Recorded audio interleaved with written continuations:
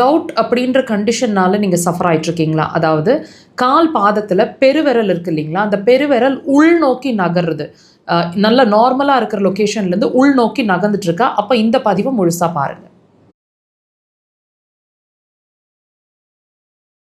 இந்த மாதிரி உங்களோட பெருவிரல் பிக்சரில் நீங்கள் பார்த்த மாதிரி உள்கூட இழுத்த மாதிரி நகர்ந்துட்டுருக்கா? அது பெயின்ஃபுல்லாக இருக்கலாம் அல்லது சாதாரணமாக இருக்கிற மாதிரி, ஆனால் ஒரு மாதிரி வினோதமாக அது வித்தியாசமாக நகர்ந்துகிட்டே இருக்குது அப்படின்னு நீங்கள் ஃபீல் பண்ணுறீங்கன்னா, நாங்கள் ஒவ்வொரு பதிவுலேயும் உங்களுக்கு ஒரு கிளாரிட்டியை கொடுத்துட்டே இருக்கிறோம். என்ன மாதிரி உங்கள் பாடி சொல்லக்கூடிய ஒவ்வொரு விஷயமே வியாதி இல்லை, வியாதியோட அறிகுறி அப்படின்னு.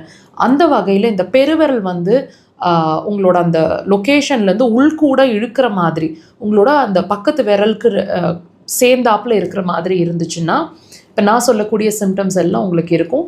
இது கல்லீரல் சார்ந்த பிரச்சனை இருக்குது அல்லது வரப்போகுது அப்படின்றதுக்கான உங்கள் உடல் ரீதியான ஒரு ஒரு ஒரு அறிகுறின்னு நீங்கள் எடுத்துக்கணும்.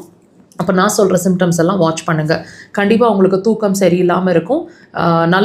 ஒரு அளவுக்கு தூங்கிட்டு இருக்கீங்க அப்படின்னா கூட அந்த 11 மணிலேருந்து 3 மணிக்குள்ளே கண்டிப்பாக ஒரு தடவையாவது முழிக்கிற சூழ்நிலை ஏற்படும்.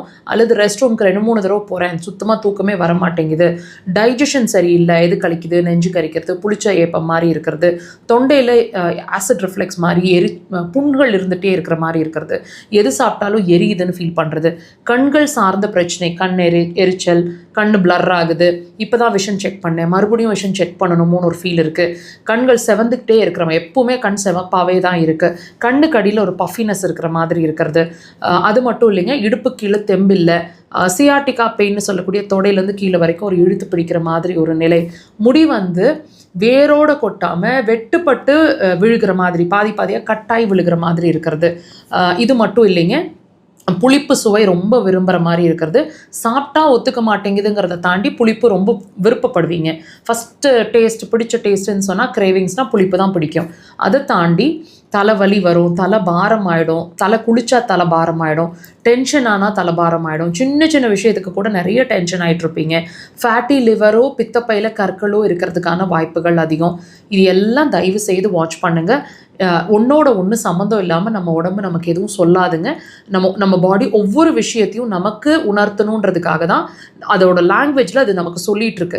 தயவு செய்து பிரச்சனை எங்கே இருக்கோ அங்கே தான் தீர்வு இருக்குதுன்னு நம்ம நினைக்கிறது தான் தப்பு.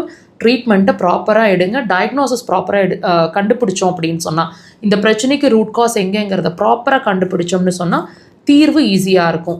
நீங்கள் இவ்வளோ நாள் பார்த்துருக்கிற சிகிச்சையில் பலன் அளிக்கலை அப்படின்றதுக்காக மனசு வெறுத்து போக வேண்டாம். கடைசி முயற்சியாக அக்குபஞ்சரை ட்ரை பண்ணுங்கள். கண்டிப்பாக ஹெல்ப் பண்ணும். ட்ரை பண்ணி பாருங்கள்.